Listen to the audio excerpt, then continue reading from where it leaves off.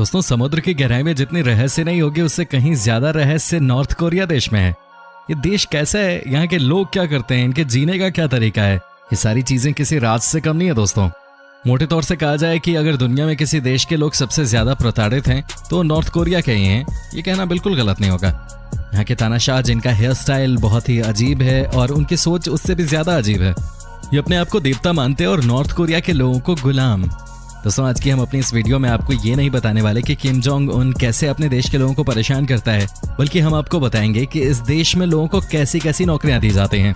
दोस्तों इनमें से कुछ तो ऐसी भी नौकरियां हैं जिनके लिए तानाशाह किम जोंग उन खुद ही लोगों को या यूं कहें कि सुंदर लड़कियों को चुनते हैं। वैसे दोस्तों एक बात समझ में नहीं आई कि ये तानाशाह लड़कियों के मामले में बड़े ही सॉफ्ट हो जाते हैं।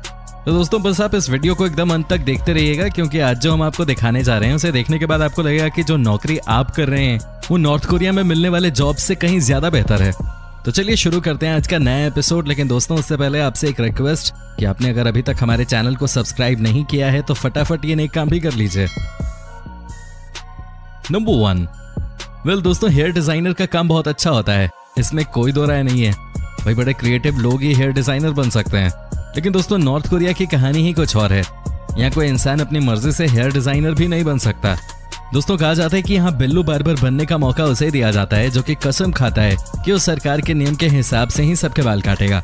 जी हाँ दोस्तों, अब आपको लग रहा होगा कि बाल काटने और सरकार के नियम में क्या कनेक्शन है, तो आपको बता दूं कि अगर नॉर्थ कोरिया में किसी को बाल काटने की दुकान खोलनी है तो उसे 28 सरकारी हेयर कट्स के अलावा कोई और कट करने की इजाजत नहीं मिलती। जी हाँ दोस्तों, यहाँ के लोगों के हेयर कट्स भी सरकार ही डिसाइड करती है। दोस्तों इन 28 हेयर कट्स में से 18 लड़कियों के लिए हैं तो 10 लड़कों के लिए। अगर गलती से कोई भी इंसान या हेयर कट करने वाला डिजाइनर सरकारी कट के अलावा कुछ और डिजाइन कर दे तो उसका मरना तय है। दोस्तों यहाँ की सरकार का साफ कहना है कि जो उन्होंने आम आदमी के लिए हेयर डिजाइन तैयार किए हैं उन्हीं में से आपको कोई एक हेयर कट करवाना होगा। दोस्तों साथ में इस बात का भी पूरा ख्याल रखा जाता है कि नॉर्थ कोरिया के तानाशाह की तरह कोई और हेयर स्टाइल ना रख सके। दोस्तों इस देश में कोई खुलकर सांस भी नहीं ले सकता है। इस देश के लोगों के बीच में अपने तानाशाह को लेकर इतना डर है कि कोई कुछ बोलने को तैयार ही नहीं होता। क्या आप यकीन कर सकते हैं कि इस देश में कोई भी लड़का लंबे बाल नहीं रख सकता। दोस्तों इतना ही नहीं, इस देश में कोई शादीशुदा लड़की भी लंबे बाल नहीं रख सकती। सबके बाल आपको यहाँ बिल्कुल छोटे छोटे से नजर आते हैं। नंबर 2, दोस्तों ये कहावत तो आपने सुनी होगी कि अरे बेकार आदमी कुछ तो कर लिया कर, अगर कोई काम ना हो तो अपने कपड़ों को ही फाड़ कर चल लिया कर। दोस्तों ये कहावत तो वैसे हमारे देश की है, लेकिन लगता है इसे नॉर्थ कोरिया के तानाशाह ने अपना लिया है। जी हाँ दोस्तों, इसलिए तो यहाँ पे कई लोगों को ऐसे काम पे भी लगाया जाता है जिन्हें दिन भर सिर्फ पत्थर की सफाई करनी होती है, जिसे कहते हैं स्टोन पॉलिश।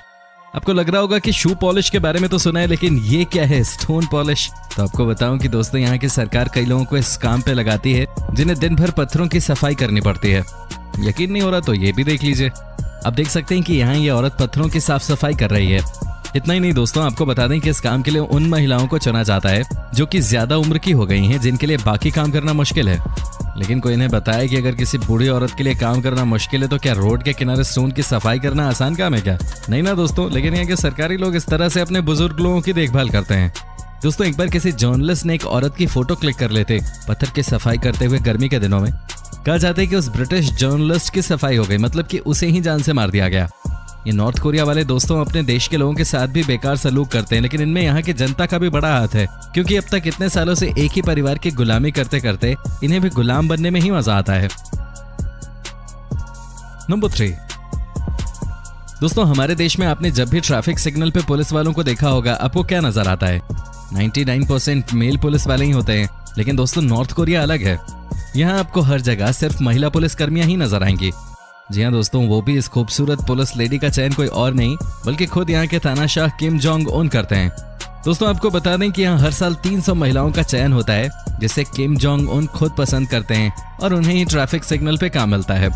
दोस्तों सबसे अजीब बात तो यह है कि ट्रैफिक सिग्नल पे काम करने वाली महिलाएं 26 साल की उम्र में ही रिटायर हो जाती हैं। जी अब आपके मन में सवाल आ रहा होगा कि अगर 26 साल की उम्र में कोई रिटायर हो जाए तो इन्होंने काम किए ही कितने साल?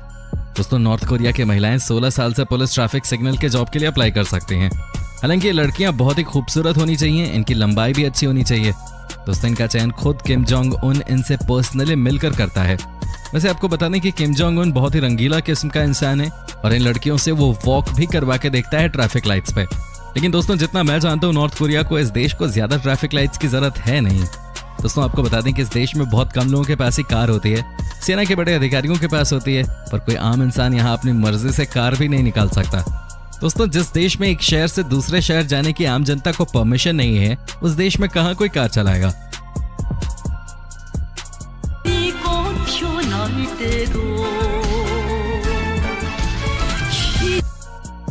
नंबर 4।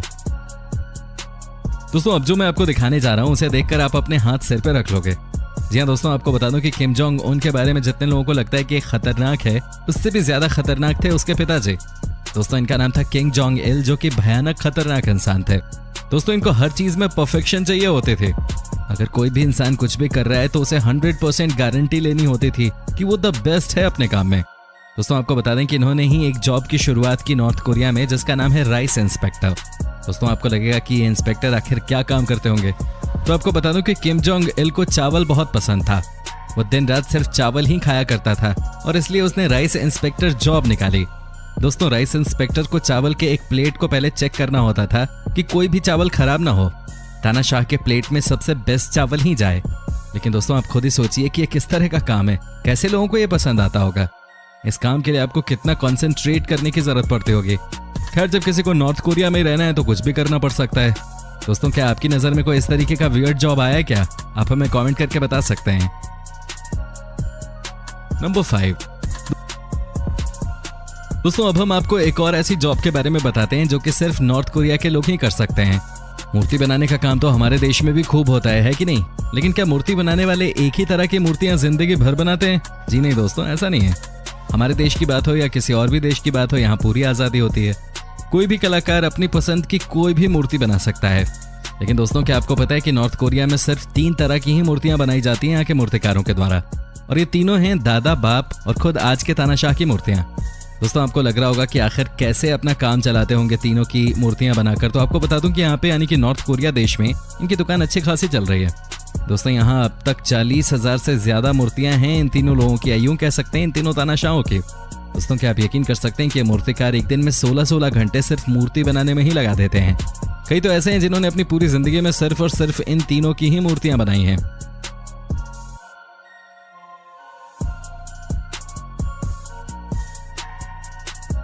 नंबर 6। दोस्तों लड़की की जब बात होती है तो कई राज छुपे होते हैं। नॉर्थ कोरिया देश में भी यही हुआ है। दोस्तों आपको बताने कि किम जोंग इल जो कि वर्तमान तानाशाह का बाप है, उसने अपने लिए 14 लड़कियों का एक ग्रुप बना रखा था जिन्हें एंटरटेनर्स कहा जाता था। दोस्तों इनका काम होता था जब भी किम जोंग इल उन्हें अपने रूम में बुलाए तो इनका मूड बना देना। समझ गए होंगे आप कि इन लड़कियों का काम क्या था। दोस्तों कई बार ये लड़कियां सिंगिंग भी करती थी, लेकिन बाद में जब किम जोंग इल की मौत हो गई तब इन सभी 14 लड़कियों को इनके जॉब से इज्जत के साथ रिटायर कर दिया गया। दोस्तों आपको बता दें कि साथ ही इन लड़कियों को $4,000 भी दिए गए और अपने मुंह को बंद रखने के लिए कहा गया। कहने का मतलब था कि इन लड़कियों को कुछ भी नहीं बताना था कि इन्होंने अपने जॉब में क्या क्या काम किया, यानी कि कितने फाइल इन्होंने तैयार किए। दोस्तों वो अपने पिता की ही देखा देखी किम जोंग उन भी अपने साथ कुछ बहुत ही खूबसूरत लड़कियों को रखने लगा है, जिनके बारे में कहा जाता है कि ये लड़कियां इससे गाना गा के खुश करती हैं। हालांकि आज तक किसी ने इनको गाना गाते सुना नहीं है। दोस्तों आपको क्या लगता है क्या काम होता होगा इन लड़कियों का? आप हमें कमेंट करके बता सकते हैं। नंबर 7। दोस्तों अब हम आपको अंत में बताते हैं यहाँ का एक और अजीबोगरीब काम जो है फैशन पुलिस का। दोस्तों चौंक गए ना भाई, ये क्या काम होता है? दोस्तों फैशन पुलिस का काम होता है नॉर्थ कोरिया की किसी भी जगह पे चले जाना और ये देखना कि हर कोई तानाशाह के बनाए गए नियम को फॉलो कर रहा है कि नहीं।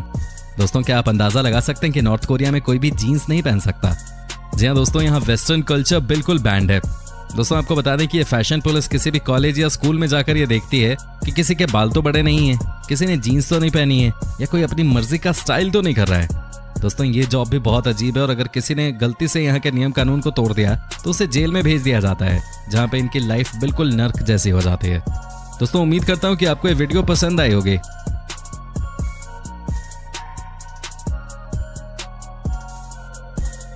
आप अपनी राय हमें कमेंट के जरिए बता सकते हैं। आपके कमेंट्स का हमें इंतजार रहता है। साथ ही दोस्तों अगर आपने अभी तक हमारे चैनल को सब्सक्राइब नहीं किया है तो फटाफट कर लीजिए,